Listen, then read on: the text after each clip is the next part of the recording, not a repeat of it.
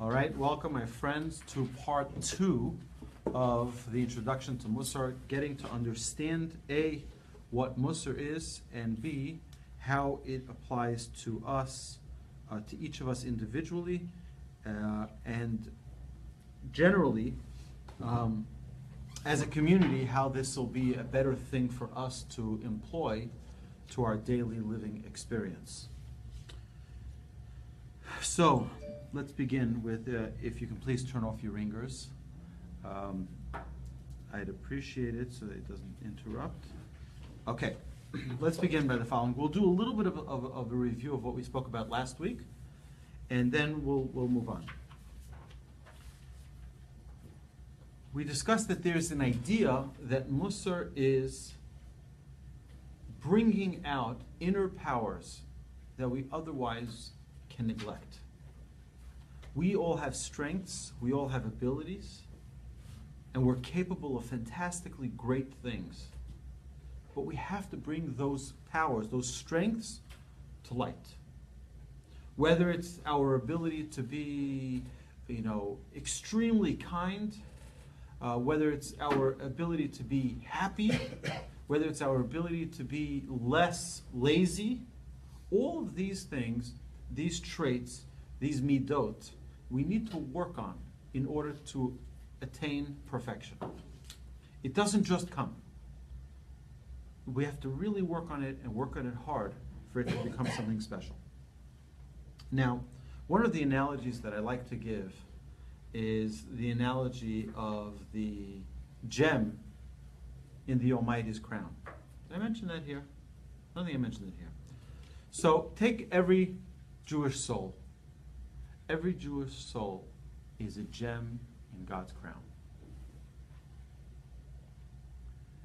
Now, my father was a diamond dealer for many years before he changed professions. But for 28 years, that was his primary income, primary source of income. Actually, God is the source of income. It is primary way he kept himself busy. And interestingly, one of the things that he taught us was that no diamond is perfect. Now, I know that every bride or every woman who gets engaged, gets a diamond ring, thinks that the diamond is perfect. That's good. Let her think that. But to the professional eye, no diamond is perfect. Some it's the color. Some there's a little cloudiness. There's something there. Now, there's something that you can do to enhance a stone. There are chemicals that they can use to enhance it. They infuse it, they inject it, and then it takes away that cloudiness. It takes away some of those imperfections. That is my analogy to the character traits that we're given. We said last week, God infused a soul within us. God infused traits in us. Those traits in us are imperfect. In God, they're completely perfect. But we only got a little piece of it because we're limited by our bodies. We have a lofty soul that's locked up in this limited body. It's one of the reasons I say that a baby cries when the baby's born. Why does a baby cry? It cries because it doesn't want to be here. He was in a world of total perfection. This baby was in a world where he was learning with the angels. He didn't have any worries. He didn't have anything that it was fed. It was perfect. Suddenly what happens? Suddenly it comes into a world where it's going to have challenges, where it's going to have to overcome limitations. It's going to have to push hard. It's going to have to excel. It's going to have to do things. We come into a world of imperfection. We come from a world of perfection, a world of spirituality, and we get locked up in this body, a physical body. And that's a challenge for us. It's a very big challenge for us to suddenly be this lofty spiritual being, a soul, being locked up in a physical body. That is the challenge of our life, is now to take that soul that's deep within us and not only lift it up, but lift our body up. So we elevate our soul, we elevate our body, we elevate our entire environment, everything around us. What I like to call, like I said last year, true tikkun olam. Fixing the world not by planting trees, but fixing the world by fixing myself. So I become a better person, I become a better spouse, I become a better father, I become a better child, I become a better community person, I become a better member of my congregation, I become a better volunteer, I become a better friend, and so on and so forth.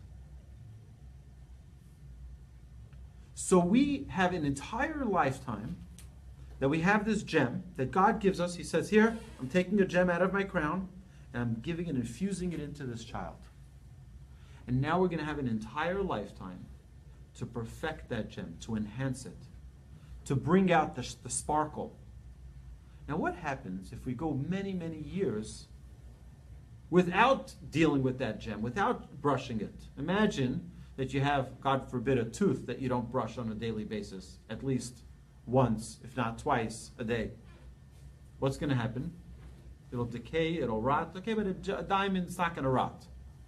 What will happen? What will happen with it? It loses its luster. It loses its luster. It's going to start, getting all of this dust, and it's going to get one layer and another layer of dust and another layer of dirt. And then 30 years later, we go to a class on Mussar, and we look at that gem, and we say, that gem, I don't even recognize there is a gem down there, right? So we start brushing, right? That's, again, now, so let's assume that every time we pull out a negative trait and we enforce that negative trait of anger or any trait that it is, then what happens? We're just piling on. We're piling on top of that gem.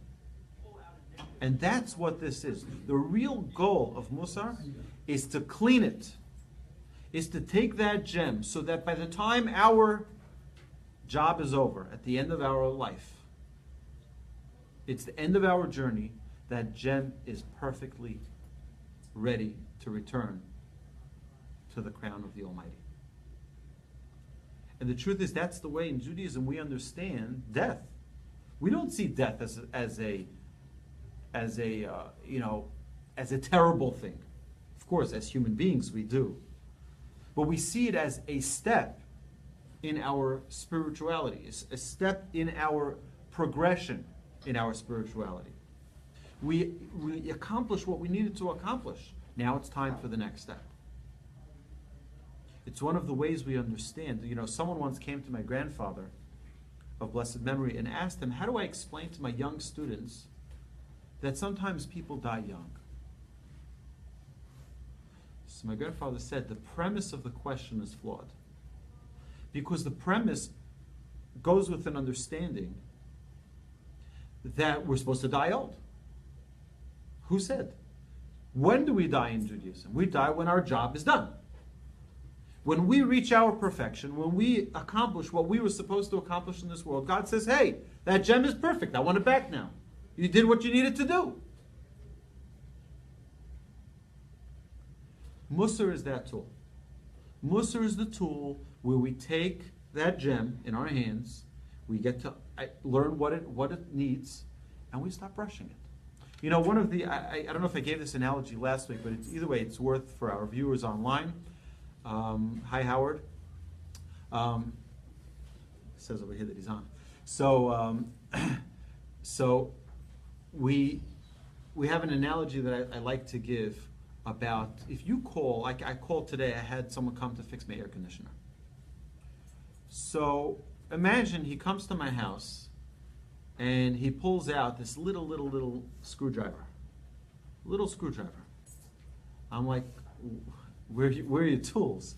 He says, I'm really a watchmaker, right? I really deal with watches, really delicate, small things. He may be very skilled and very talented, but he's not going to be able to repair that air conditioner because he doesn't have the tools for it. It's the same thing. We all have traits that we are given the traits. We all have traits that we're given the tools to perfect those traits.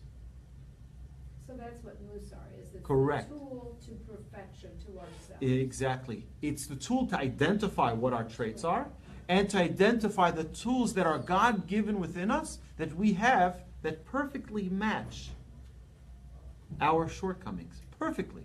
Yes. I was going to ask you, what are the tools? Oh, I mean, Mussar is a big word. right. So within Mussar, I was thinking meditation, Okay, prayer. so we'll see. We're going to see many different methods within Mussar that we could use, but there's also tools. The tools that I'm referring to specifically are the tools of our circumstances. Right? Do you have any siblings? Yes. Okay, how many? A sister and a brother. You have a sister and a brother, older or younger? I'm the oldest. You're the oldest. Are you even remotely similar to your brother or sister? Definitely? Because you're from a different culture, because of where you grew up, or because your personalities are the same? I don't have the answer to that. I mean, You grew up close, right? But here's the thing: is that many siblings, I know I'm one of 9. I'm not even remotely similar to any of them. They're all wonderful. They're all unique. They're all special, but not the same. We're all different. And we grew up in the same home with the same amazing 2 parents. We grew up in mostly the same home, the same actual house, the same edifice, right? Mostly. And yet completely uniquely different. Why? Circumstances changed, environment changed, society changed, schools changed. So many things changed between when I was in 1st grade and when my brother was in 1st grade, or my sister was in 1st grade, right? Those differences are custom tailored for us. Those differences, now that's just external. Internally, we all have different traits. One has, a level 6 of happiness. One has a level 4 of happiness. One has a level 8 of happiness. Everyone has different measurements, different midot, different quantities. And it's very, very important for us to understand that each and every one of us are unique and special and gifted in an incredible way. I think that one of the most important job of parents, of parenting, is to make sure that our children know before they leave the house exactly what their qualities are and exactly what their flaws are. Because if they don't, they'll be going around the streets of the world, they're going about their lives like blind people. We need to give them those tools so that they at least can identify what are my qualities, what are my flaws. And if they have flaws, give them the tools so they can work on it. I know of a specific instance where my parents saw in one of my family members, it's 9 of us, so you can pick whichever one you want. They're all fantastic, I'm telling you. But either way, in one of my siblings had a certain flaw in one of his traits that was very, very apparent to everyone. And it wasn't a good trait. Okay, now again, we all have negative traits. Every single one of us. But this one was needed to be worked on. Like Maimonides says, there are 2 traits that need to be eradicated completely. All the rest, you can find a middle ground. This one, these 2 traits, arrogance and anger, completely delete them. Remove them from their roots. And my parents worked with this child endlessly, tirelessly, to find a way to help this child overcome anger. Their anger, to them it was very natural, but it's still not a good trait. And they worked with that child. You meet that sibling of mine, and you will never ever know that they got angry in their life. That's how calm and patient they worked. But that's a parent's job, is to identify those traits in their child, the good, the bad, and the ugly, and to bring them all to their attention. So at least they know, they know what the future of their life they will need to work on. And it's going to come up in their marriage, it's going to come up in their friendships, These traits are not going to run away from them. It's an interesting thing. I've had the opportunity to speak to many, many people over the years. And many times people come, they're having a challenge in marriage, and sometimes it's not their first marriage. And I see that the same challenge has followed them the first marriage, the second marriage, the third marriage, sometimes the fourth marriage. The same exact problems with all the women that they were married to had the same issues. You know what the answer is? They haven't changed. They have not changed. So the person has to change. The circumstances, God will set us up with the exact person we need in our marriage to help perfect us. Can't run away from it. It's a terrible thing that today we're living in a society where people are running away from their problems. They'll either try to buy their way out financially, or try to run away from their issues by either getting divorced, leaving their home, escaping, I don't know, whatever they want to do, or leaving the country. They move with their family to a different city. That's going to change their problems. We are always going to be us. We are always going to be we. We're going to be the same person inside. So we can't run away from those problems. We have to face them and work on them. And it can take a long time to work on it, but that's fine. We have some time, hopefully. God gives us a lifetime to work on our traits, to work on our imperfections, so that we can become the best possible person. Okay. Before we move to the next, any example how your parents work on the anger of your siblings? Yes. So the first thing is a very good question. How do you identify those traits in your children, and how do you give them those tools to work on it? So the first thing is identify it. Right? If you don't see it, you don't notice it, you don't know it exists. So the fact that they just sit down with them and say, my dear beloved son, we love you so much, but we want you to know that you have a trait which is a gift from the Almighty, that once you're able to control it, you'll be the most powerful person in the world. Right? And then the problem is that most people who have, for example, the trait of anger, don't notice anger, or any trait, by the way. Our shortcomings, we don't see it because we're completely blind to it. There's something very interesting. How wide is our peripheral vision? It's about 140, 150 degrees. Between these two hands, right, I see, right now I see them both. I move back a little bit, I really don't see my right hand. I don't see it. My left hand is now out of vision as well. Okay? That's all I can see. If I look, constantly like this, hypervigilantly, right? I'll look both ways. But that's not the way we live our life. Plus, we have 210, 240 degrees that I don't see. Who sees that? Guess what? You see it. You see it. Everyone here around me sees it. So I can have my anger right here. I don't see it. It's out of my vision. But you see it. Right? I can have my jealousy right here. He sees it. I don't see it. That's why you need to have a trustworthy friend, a trustworthy parents who love you and care about you, who can at least bring it to your attention. I love you. I care about you. I want you to know that there's a trait that you need to work on. Right? And I'm here as your parent to help you work on that trait. Because no one likes to be next to someone who's angry. No one likes to be next to someone who's arrogant. It's like we said on Sunday in our class. When you're in the room with someone who's arrogant, they just suck out the air from the room. No, you can't breathe. You can't talk about anything because they're the best thing since sliced bread. And they continue to talk about how great they are and how this and how that, and nobody has any room to say anything. And you say something that's admirable, they did it 10 times better. Right? But they don't see it.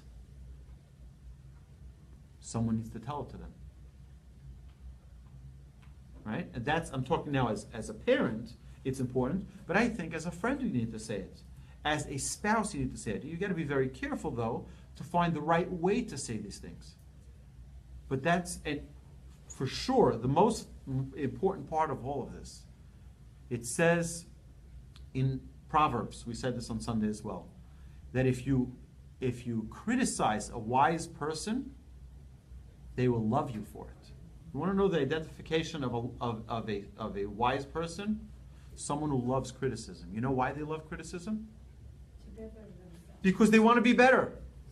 I don't want to stay the same old rotten me that I was for the past 38 years. I want to be a better person.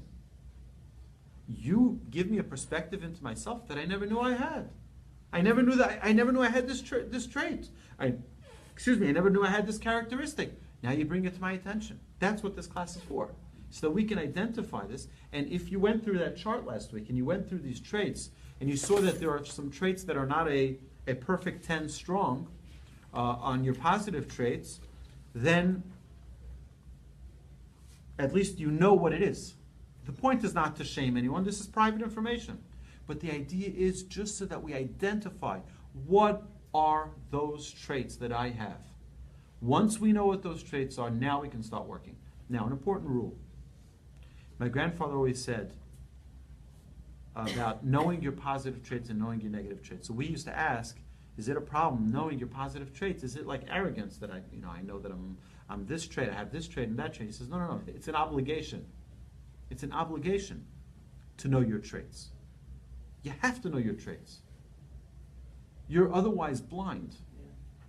You're otherwise spiritually blind if you don't know those traits that you possess, that you're gifted with. So we all have positive, we all have negative, and we need to, much more importantly than knowing our negative, we need to know our positive. We like to rush to our negative. It's almost unnatural for us to focus on our positive traits, but sometimes very difficult for us to identify them. I'll give you a trick to start identifying them. Okay? At the end of every day, spend 5 minutes, not more, 5 minutes thinking about your day. Think about the different interactions that you had and think about how you responded to those interactions. Right? So, or 5 actions that you did for someone else. 5, you write these things down. What will happen is you keep a journal. After a month, 2 months, 3 months, you start noticing a pattern. You start seeing the same trait comes up every day. You start seeing, wow, 5 times a week, this week, I had this trait come. Right? It must be a significant trait in my life. Again, it's on it, and maybe there's something you can change. Maybe just change the topic. You start talking about other people, change the topic. Prepare different topics you can talk to, you can jump to, so that you don't have to start talking about other people. But at least identify it. All right? Rabbi, would it be fair to say then, though, sometimes you have to sort of change the people you hang around with? Sometimes, but you have to be careful about that. Because we all know some types of people who are constantly changing their friends. And they make new friends, and then goodbye. Next, new, right? True. That's not either a healthy thing. So but sometimes, being in the company of people that are doing that's things correct. that you know are wrong, and you can't change them. 100%. And look, it was a big turning point in my life. When I had to make that decision, I was about 16 years old. I had to make that decision. Do I want to be like them? Do I want to be like them? I have to make my choice. And it wasn't pleasant the first couple of days. Like, oh, you became a goody-goody? Really? Yeah. Right? But the idea is we have to recognize that we're not here forever. This place that we're in right now is the workout center. Right? We're here to work out our muscles. Those muscles that we're trying to work out are our traits, our midot. And what we're going to do is we're not going to jump into it. Anybody here work out on a regular basis? Right? We all know that the first time you went into the gym, you didn't try to pump 140-pound, right, bars. It doesn't work. And if you did try, you probably pulled 3 muscles. And you didn't try to run 6 miles either. Maybe 1 mile, and you're huffing and puffing, and then you try, slowly you build up your resistance. And then you can do 1.5 miles, and then 2 miles, and then slowly. These things you got to start so slowly. We can't jump into it. We can't say, you know what? That's it. I'm never going to say anything that isn't 100% truthful, right? I'm never. It takes time. It takes a lot of work, right? But the first step that we're talking about now is identifying those traits. Okay, let's move on. So Mussar means, there are many different interpretations to that one word of Mussar, but it means correction, it means instruction, and even modernly, in modern Hebrew, they call Mussar as ethics, right? It's like there's something that's not Mussari, it's not ethical, right? They have the many times they talk about that in the Knesset. I wonder why, right? But they talk about, they talk about giving a retribution to a prime minister, not a prime minister, a minister of Knesset, for doing something which was not Mussari, it wasn't ethical. Okay. Now, there's an important rule that we need to know about this, about Mussar, is that every person gets a personal, individualized message. There's a message that every single one of us around this room gets that's custom tailored for us. And you wonder why in the world was I challenged with this challenge. Nobody else is challenged with this. Me. God picked me to deal with this challenge. You know why? Because it's like, I don't know if we gave this example here. Again, thank God we have many classes, and it's hard, it's hard to keep track where I say what. So forgive me if I have to repeat this. But imagine you go to the Texans game, right? You go and you're outside in the parking lot. Is anybody going to be throwing you the football? I don't think so. You go into the stadium. Is anybody going to be throwing you the football? I don't either think so. Right? You go down to the bleachers, right into the sitting area. You're the first row at the 50-yard line. Is anybody throwing you the football? Maybe for practice, someone's going to throw the ball to you. Right? But what happens when you get down on the field? You got to watch yourself because the balls are flying all over the place. Our work on Mussar starts off by getting into the parking lot. We get into the stadium. We get into our seats. But if we really want the challenge, we got to get into the field. And once we get in the field, that's when we start the challenges. That's where God starts sending us curveballs. Right? We're going to start working on a trait. You work on a trait of patience. You're like, me, patient, no problem. Right? Me, angry, I don't get angry. And suddenly you see how you blow a fuse because the order didn't come in right. It costed you an extra $20. It could, right? Someone cut you online, and someone hit your car, and someone this, and we lose it. Why? It's a challenge that God is custom tailoring for you. He's making it perfect for you to bring out the traits so that you can work on it. And we all have traits that are being tested on a regular basis. You wonder why things happen? It's to work on it. It's to work on those traits. Okay. Mussar is about discovering who we are. We need to take a tour. The most incredible person you will ever meet in your entire life is yourself. Go on a date with yourself. I know it sounds a little creepy, right? But go on a date with yourself and learn about yourself. Who you are, what you're afraid of, where your confidence comes from, what you enjoy and why do you enjoy it. And you learn so much about yourself. Yes? You had a question? Yeah. Okay. So we're here to perfect our character. There's something we need to remember. Okay? We'll hear this a lot during the Mussar classes throughout the year. And that is, you are unique. You are unique. There's no one in the world like you. There's no one who has the same setup of your midot, of your traits. There's no one who thinks like you 100%. There's no one who has any similarity to you in the way that you're special. You have your unique specialty, okay?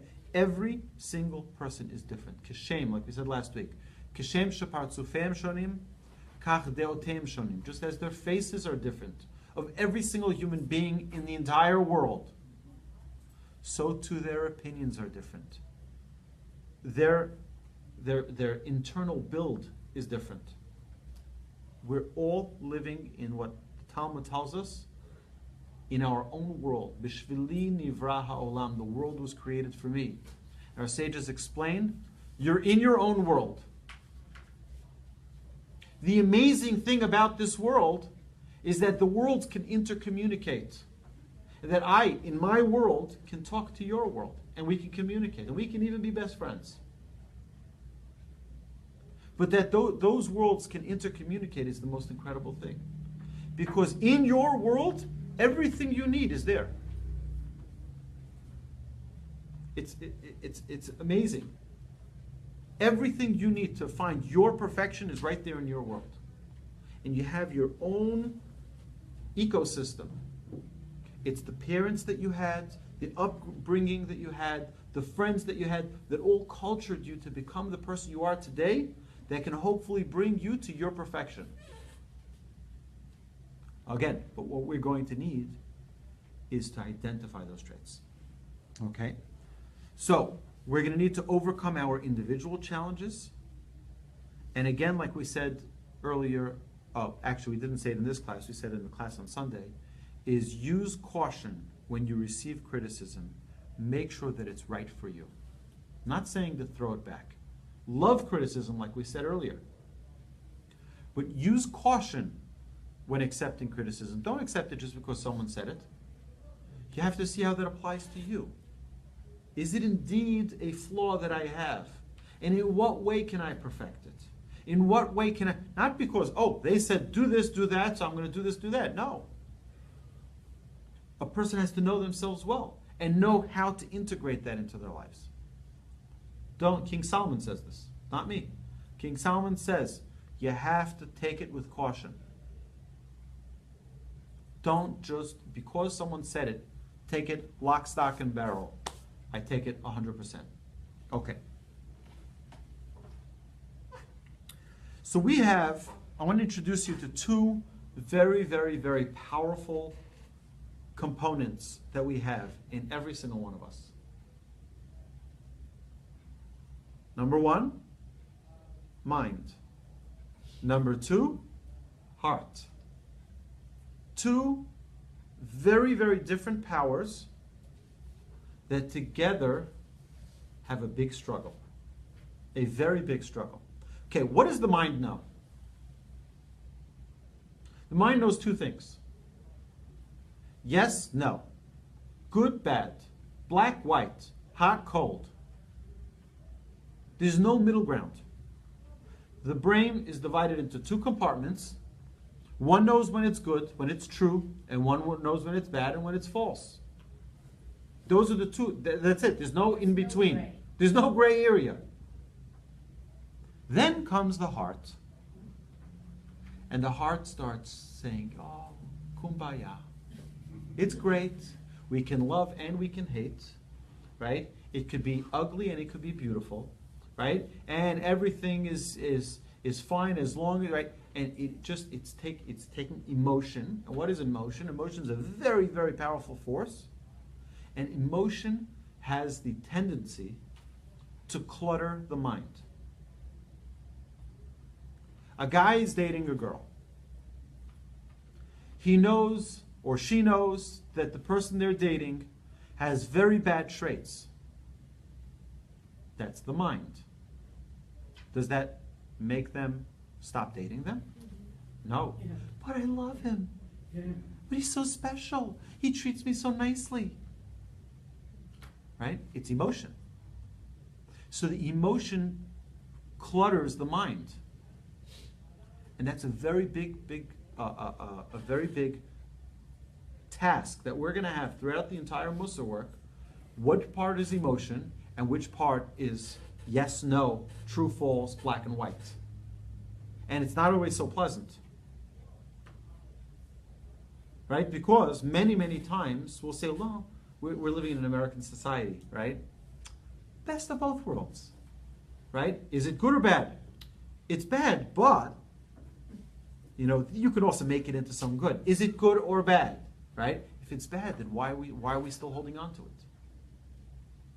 Well, in the past, that you have a conflict in a marriage and the woman couldn't file for divorce. But now they made it, in Israel at least, they made a law that would force a person to give a get to her. So in a sense, right now, they can bypass it and still file for the divorce. Right. So I don't want to get into the technical elements of No, I'm how not the- technical. I'm just saying that how would the Judaism look at it from that point of view? I mean, yeah, well, there would be, say, two people are in love and all that stuff, and then they get married, and then Right. the divorce happens.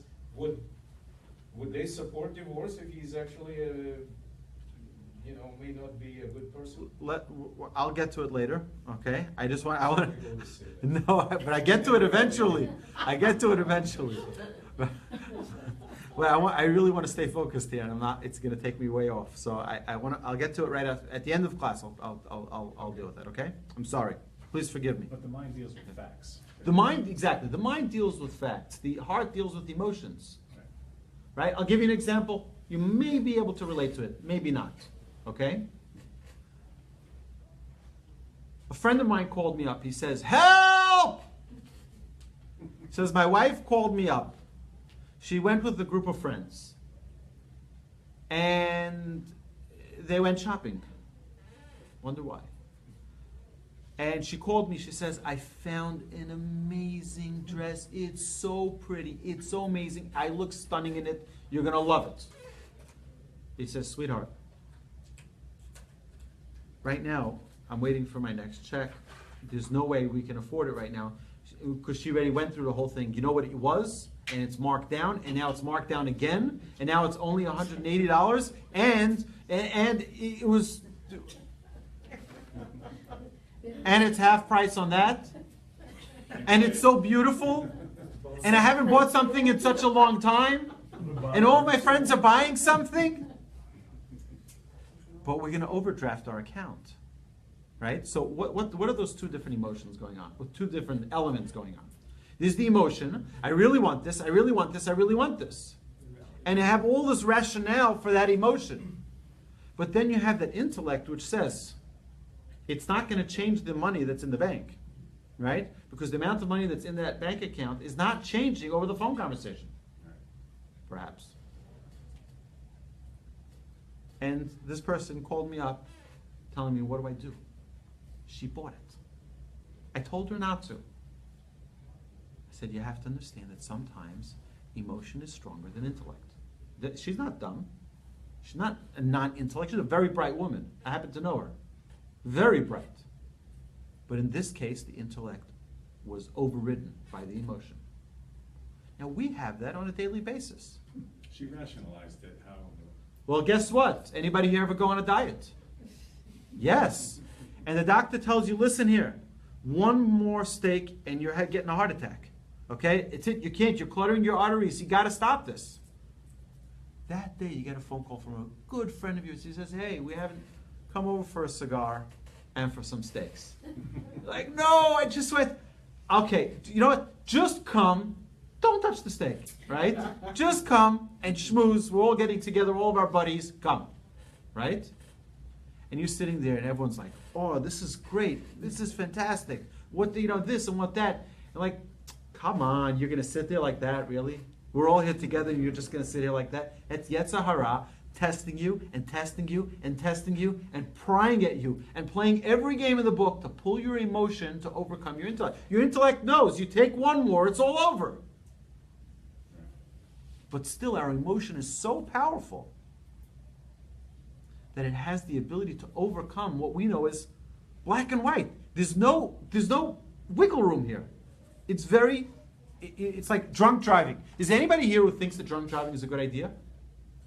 Go on the street, go to the police department, HPD, or any constable's office, and ask them how many drunk drivers there were yesterday.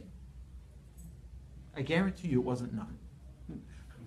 Right? But everybody, if you ask them in their right mind, intellectually, they will tell you, of course, it's a terrible thing. You kill people like that. And yet people do it. Because again, there's the emotion and there's the intellect. Right? And the emotion has the tendency to clutter the mind. The intellect gets cluttered with our emotion. And that's why we have to separate the two for a little while when we're learning Mussar. Mussar is dealing with your intellect and then bringing it into your emotion. Because you're going to have to do that in order to be able to control those emotions. But you first have to understand it. It's going to have to make sense. It's going to have to be true to you. It's going to have to be real. You're going to have to understand it. And then you're going to have to apply it to your actions. That's where the challenge, that's where the trick is. Because we can all understand concepts. And we're going to use this tool throughout our traits that we're going to do throughout the year after the high holidays. We're going to do every Monday. We're going to do another trait. So we're going to define the traits. We're going to learn about the traits. We're going to give examples of the traits. But then we're going to try to put it into practical terms. How do we apply this trait to our everyday lives? Yes? I'm wondering, how does maturity fit into this equation? Because I do think that sometimes as a young person, your first help is I mean, it brings back memories of youth to me. As you go through life and you're more mature and do some of these traits, well, obviously they must change, or you must. Well, here's the challenge. Sort out this challenge. Right. So the younger we deal with it, the better. Right. Again, King Solomon, in his not infinite wisdom, but his enormous wisdom. God has infinite wisdom, but King Solomon was the wisest of men, and he said you got to start working on your traits when you're young. Right. You're still a spring chicken. Right. So you. Right. I just made 74, so. No. I just had a birthday. Happy birthday! Happy birthday! We have to work on our traits when we're young because then they're not cemented yet. It's very hard to work on our traits when they're more and more, because every year we have that anger, or we have whatever trait that is, a laziness or envy or lust or selfishness, right? Each one of those traits, they become more and more ingrained, and they become more rooted, and they become more solidified, and it gets very, very difficult to uproot them, right? Or to change them, or to modify them, or to recalibrate them. And that's the challenge we have. I Okay. have a point. You mentioned King Solomon. Well, in the book of Proverbs, he says, well, you have to teach your children wisdom and, kind of speaks against adultery and stuff like this. Mm-hmm. But didn't he himself have 1,000 concubines and 300 wives, and he worshipped all sorts of other gods and, foreign gods with every wife, and his son was the one who caused the destruction of Israel by his idiotic answer. So you would seem like he got a wisdom, but he was acting in the most foolish way as a person. Right, so, okay. You like this stuff, huh? No, I mean, if you say something, he was the most wise. Right, he was. First thing comes in that his actions were not wise at all. It's intellect versus emotion. That's what he's talking about. So his emotion. But how could he? Okay, be wise? so we have to understand that he was maximizing his intellect in many, many different ways to try to understand the nuances of life, right? And sometimes to an extreme.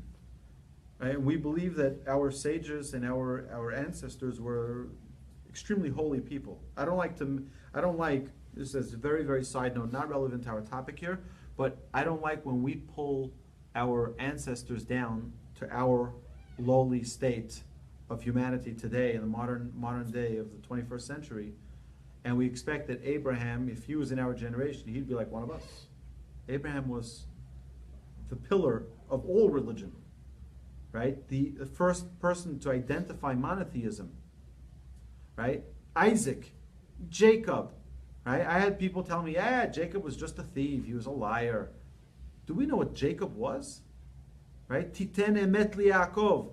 We learn truth from Jacob. Right? He was the pillar of truth. But today, with this whole modernity of Bible criticism, where we have the right to criticize the Torah because we're so smart, right? Because we have internet, and right, we're so limited, and I think we're not being humble enough to understand. I'm not saying you, I'm saying as a generation, when I think we're not being humble enough to really understand how great our sages were. Well, you And know, King when Solomon. I was growing up in the Soviet Union, they said exactly the same thing in Karl Marx, Engels, and Lenin, as you say, by patriarchs. And of course, I now realize, well, they were not perfect. Actually, Karl Marx, despite being Jewish, he was an anti-Semite. Right. But I think we cannot just really take somebody's word for it. Okay, I so could right, just- all right. So here's the thing. I'm not saying you take anybody's word for it. I'm just saying let's not live. And I've seen this. I've heard this from other places where people make statements about our ancestors with a very simplistic view, reading one source of one commentator without taking the time of looking at the verses, looking at 300 commentators, and getting a full spectrum of understanding, and then making a decision. It's very easy to shoot from the hip and say, hey, Rabbi Feinstein lived in New York City and made certain rulings, but what does he know, right? Today, I'm Rabbi Feinstein, you know what he was? He finished Talmud over 400 times. He learned the tractate of Shabbat, every single Shabbat. Right? I don't know how many times, probably hundreds of times. And I can argue with him because I'm a rabbi and he's a rabbi. God forbid. I mean, we're talking about a pillar of wisdom in the United States, and today people make light of it. So I want to just make sure that we can look into it together. I'll be happy to do that, but we have to really look into the depths of what was really going on with King Solomon, not by the stories and not by really what was going on. Because many times it's used as an illustration of what was going on, but not exactly that you read it word for word and this is what it is. There's much more deeper meaning and understanding to it. Okay, we're good? That's the problem, what you just described. That's the problem why Jewish disconnect from Judaism. I mean, that's exactly what you said now, because we don't understand the depth. And in order to start to understand, you have to Dig deep. learn. Yeah. You have to see all sources. You have to, it's not something that you can get in 3 years in college. Right. Right. But unfortunately, what you just described is causing Jewish to disconnect from Judaism. That this modern Yep. approach. That's correct. And it's sad because we see it happening in front of our eyes. Yeah. Right. Okay, so let's continue here. So we have our heart is the source of our desires and our urges. All right. Reb Leizer, who's one of the great Mussar masters of the last century, the contemporary Mussar master, he defines Mussar as making the heart feel what the intellect understands. That was his definition of Mussar. What is Making the heart feel what the intellect understands. What's his name, you said? Reb Leizer, an incredible person. But you understand, it makes a lot of sense now. We have to get our heart not only to understand, not only to feel, but to act. Because here's the thing. The seat of our actions, the roots of our actions comes from our hearts. So if we don't fix that heart, we can go crazy, we can go all over the place. Did you ever have an urge to do something? An urge to pick up your phone and look at the messages? Right? And you say to yourself, you know what? No. I'm not going to for another 5 minutes. You know why? Just because. Because my intellect is going to be in charge, not my emotion. Right? I want to turn off the game because I know I need to go to sleep. My intellect is telling me it's time to go to sleep. But my emotion says, but I just want to watch one more pass. Oh, it's only 14 more minutes left. Right? But we know it's not 14. 14 is 45. Yes. Right? And then once it's over, like you just want to see the reports and you want to get all the stats and you want to see the press conference and you want to.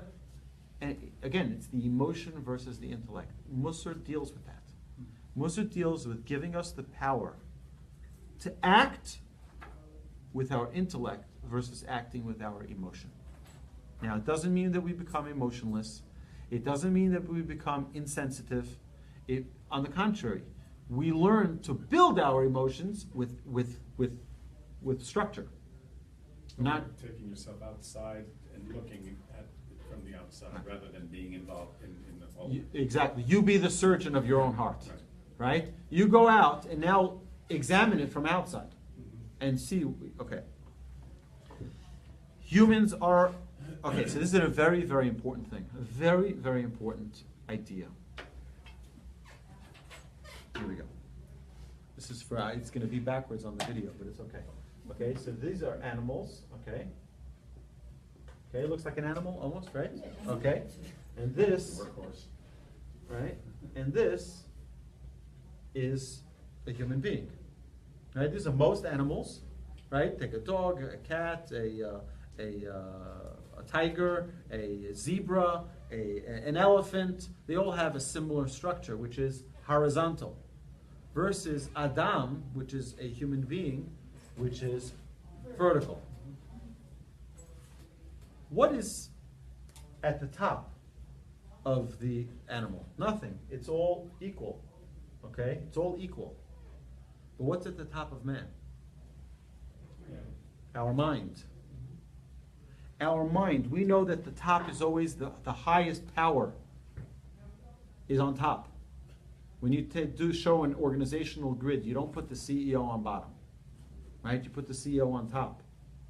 Most important person in the company. Right? Below him, and below him, and below him, and you have each one of them. The most important part of a human being is right up here. That's why a human being is vertical. That we should be controlled by our mind over our heart. This should take precedence over this. By an animal, like we mentioned last week, we said about a dog. Animals operate by their instinct. I'm not saying that dogs don't have a heart. Dogs have a big heart. Don't go there. Dogs have a big heart. Don't go there. We went through it last week in Introduction to Mussar number 1. We discussed the incredible powers of animals and how Adam gave every animal the name that describes its perfection in character. And for a dog, it's kelev, right? It's kol lev. It's all heart. It's all heart. So even though it has intellect, and it can remember how to bring in the newspaper, and it can remember your scent. It can remember. It's very smart. But guess what? It's still controlled by its emotion. Nothing you can do about it. Right? At the end of the day, they once had an argument with, I believe it was the Rambam, and the philosophers, and they said whether or not you can change the nature of animals. So he said you can't change the nature of animals. The philosopher said you could. So they said, fine, come to an event we're going to set up for you, and you'll see that we'll be able to. We're going to show you how animals how their nature can change. So he came to the event, and they had the waitresses or the waiters were cats, and the cats were carrying the trays and serving the people. Look, we made them into waiters. So Maimonides takes out of his pocket a little mouse, throws it out. They drop everything and run after the mouse. Right? You can train it to do things, but you can't change its nature. Okay? So we said that Adam is very, very important. Listen to this point because it's critical for our understanding of Mussar. Adam, an animal. Okay, let's take an animal of 1 day old. A 1 day old cat. Anyone here ever have a kitten that was born and you had it on day 1? I had a kitten I got on day 1. And you know what it was able to do? Everything. Everything that it could do 3 years later or 4 years later, it could do on day number 1. It had all its instincts developed. Every single one of them. And if you dropped it by mistake, it landed right on its feet. And it could walk, and it can do everything it needed to do. It knew how to use its claws. It's got its instincts all pre-installed. Take a little baby, 1 day old. By the way, take that cat, put it on the rooftop. It'll walk to the edge of the rooftop, look down, no thank you, turns around and walks away. All the instincts pre-installed. Take an Adam. Where does Adam come from? Where do we come from? From the earth. Adama, right? Adam, Adama. We're from the earth. We're born, 0 instinct. The only instinct we have is hunger. Take a baby, it can't walk, it can't crawl, it can't talk, nothing. It can cry, food, that's it. Put it on a rooftop, God forbid. Right? Put it on a rooftop, it'll go right down. No instincts. Because it's Adama. You have to teach it. You have to plow and you have to sow and you have to do everything that you need to do with the earth is exactly what you need to do with a human being. You have to send it to school and you have to teach it and it has to learn. And that's how it grows. And that's how it becomes something great, great person. So, but it's interesting that Adam's son, after he had his first 2 children, Cain and Abel, he had another child. Anybody know the child's name? Chanoch. Chanoch, he named his next child Chanoch to teach. What's Chanoch? What's the word Chanoch? Chanoch means education, chinuch. That you can't have children and not teach them, because then they kill each other. You have to introduce education to the world. Our sages say that that's what education became a tool for humanity. You have to learn, you have to grow, you have to become smarter. Adama, we're like earth. We have to learn instincts. Now the challenge is that also a lot of what we learn are habits from our family and friends. So even if we had good traits, sometimes we threw out those good traits so many years ago by the habits of our surrounding. Okay? Let's not overcomplicate this. But there's another word for Adama. For Adam. And that is Adameh. We said last week, it's to emulate God. It's to be God-like. And what's an animal? What's an animal called? Behema. What's a behema? It's 2 words that come together.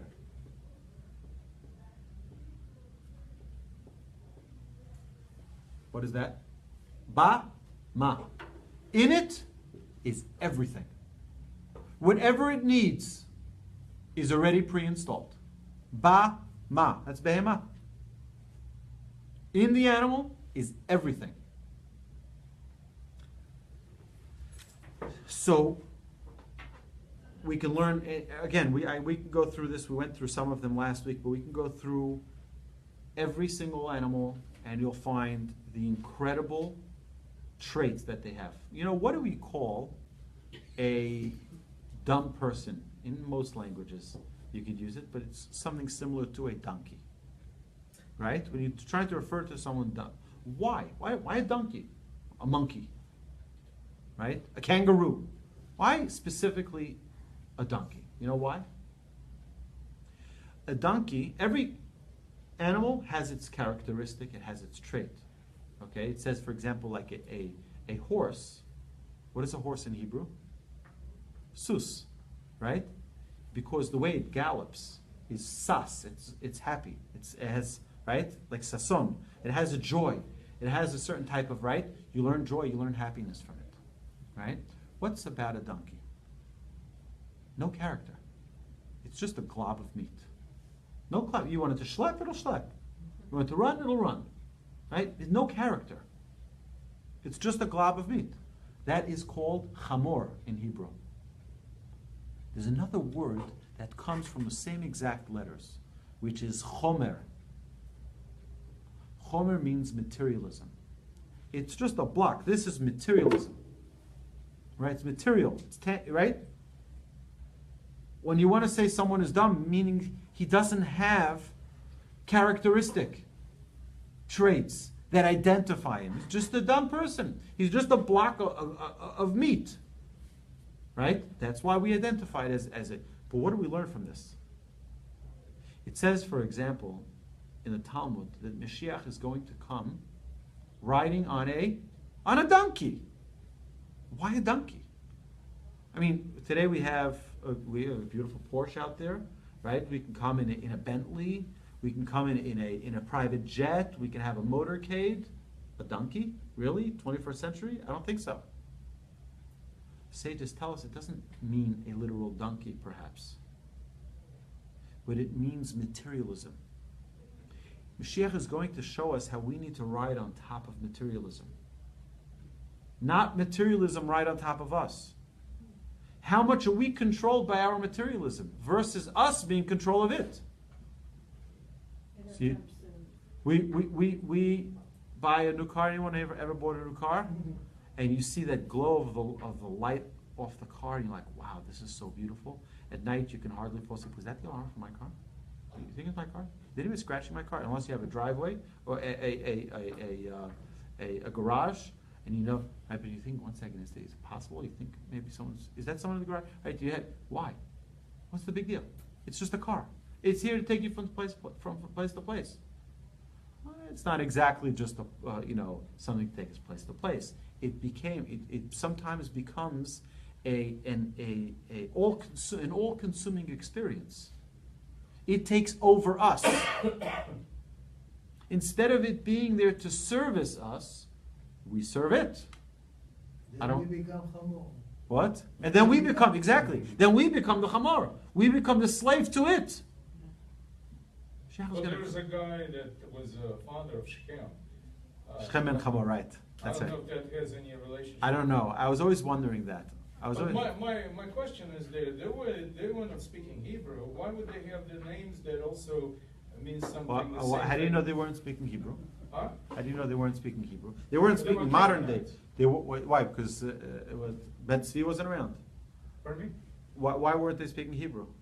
Well, my understanding is that Canaanite language is related more to Egyptian. No, they were actually speaking something called Lashon HaKodesh, which is the holy tongue, which is in some ways similar to Hebrew. The Canaanites? Well, the language of the Torah. No, I'm talking about the What? Gentiles that we're talking. What? Hamor was a Gentile. I don't know. I have to look into it. I don't know. But either way, so we have a donkey.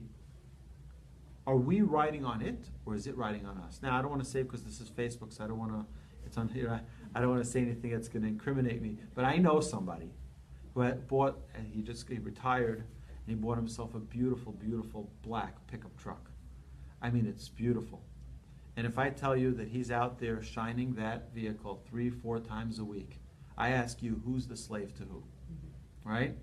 And every day pulling it out of the driveway, washing it down, re-waxing it, buffing, making sure everything is perfect. Who is the slave to who?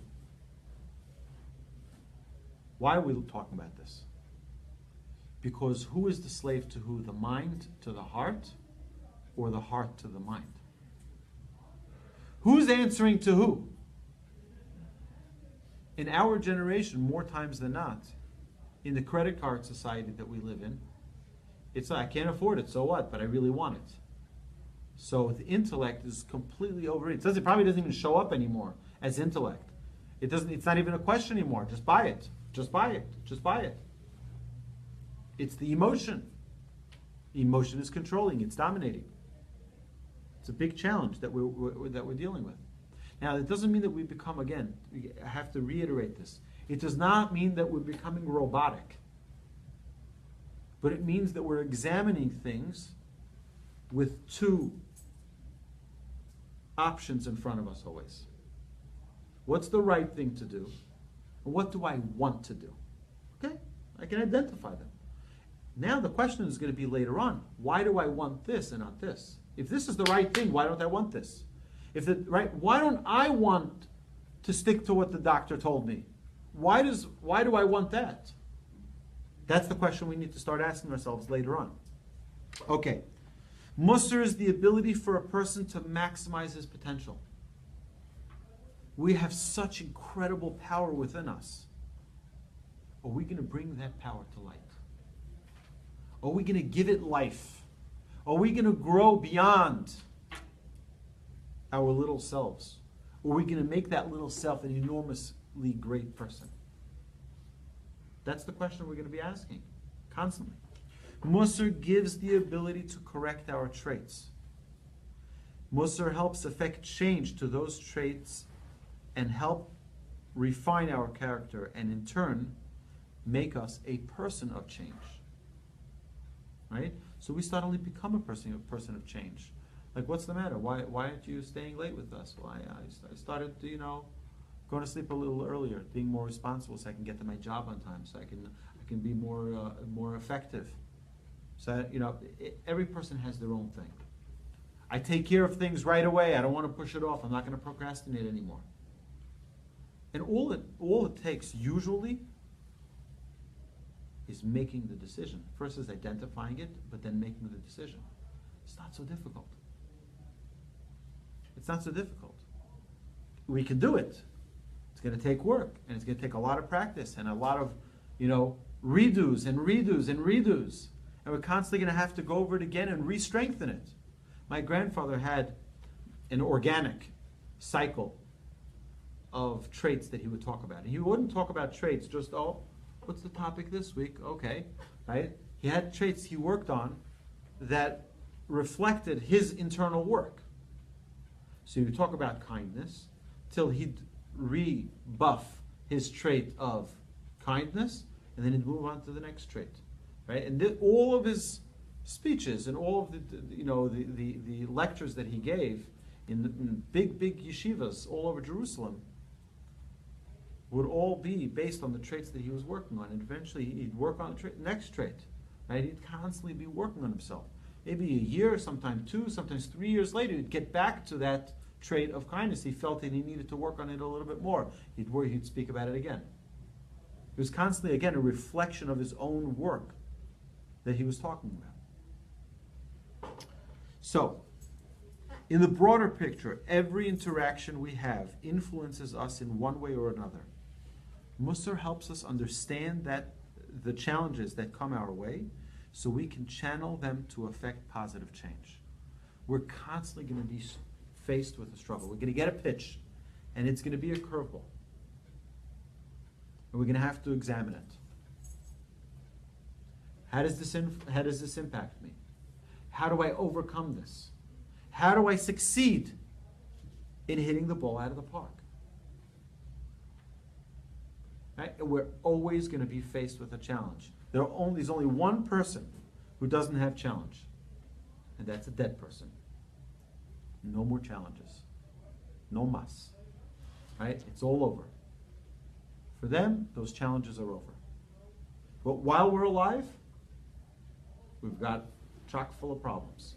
Right? We've got all the problems in the world to perfect our character, to perfect our traits. And we're going to be tested over and over and over again. And you'll have you worked on your anger, you started working on it. We'll see one of the first traits we're going to deal with. We'll deal with happiness. Suddenly you'll be faced with a challenge, which challenges that trait head on. And the question is whether you're going to pick up your arms of Mussar work and fight against it and beat it so that you can be stronger at it. I'm telling you, many times the traits they're invisible. They're not there until you start working on them. Once you get on that playing field, they start throwing the balls at you. Right? Okay.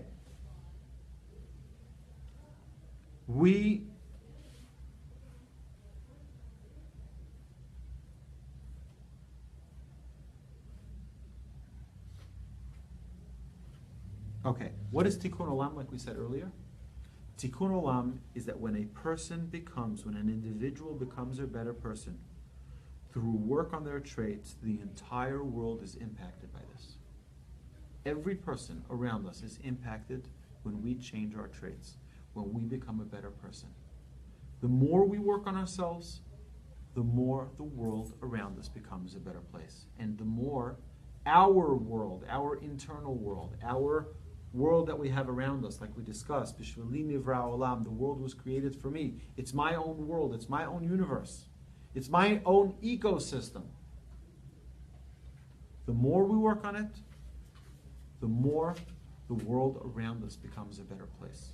The way we deal with our parents, the way we deal with our children, the way we deal with our spouse, the way we deal with our friends, the way we deal with our neighbors, the way we deal with our community, everything changes when we start working on our traits. So the piece for this week is to try and journal. Okay, we'll see next week how it went. All right, try and journal 5 instances where you noticed your traits. So think about it. At the end of the day, do a rewind and think about it. When I spoke, I was kind, I was generous to this person, I complimented them. Write it down. So that person, I really didn't want to talk to them, I went to the other room. Okay, write it down. Right? Each one of those instances. I saw this person, I yelled at him, I skinned at him because he's wrong. Fine. Journal it. It doesn't have to be, just a one-liner on each 5 a day. If you can't do 5, do 3 a day. But you'll start seeing a pattern. Let's start identifying our traits, and let's really make this world a so much better place. Thank you so much for coming. Thank you all of you on Facebook. And next week, Monday, 7:30, same place, same time, either on Facebook Live or or at the Torch Center. We have many, many other programs. You're welcome to see them on torchweb.org, on our website, torchweb.org. And you can also come, by the way, the Torch Center is open 24 hours a day. As soon as we get off Facebook Live, I'll give you the code to get in the front door. Right? There's the fastest Wi-Fi in this city. Right? There's always coffee. There's always water. There's always snacks. This place here. You can always come here. And God willing, by the end of this week, hopefully, we will have a library here, or at least a bookcase for the library, and then we'll start populating with books as well.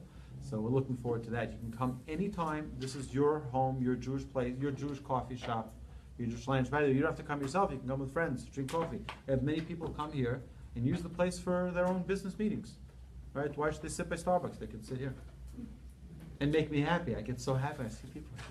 Right? Thank you. Thank God. It's busy. Thank you. Thank God.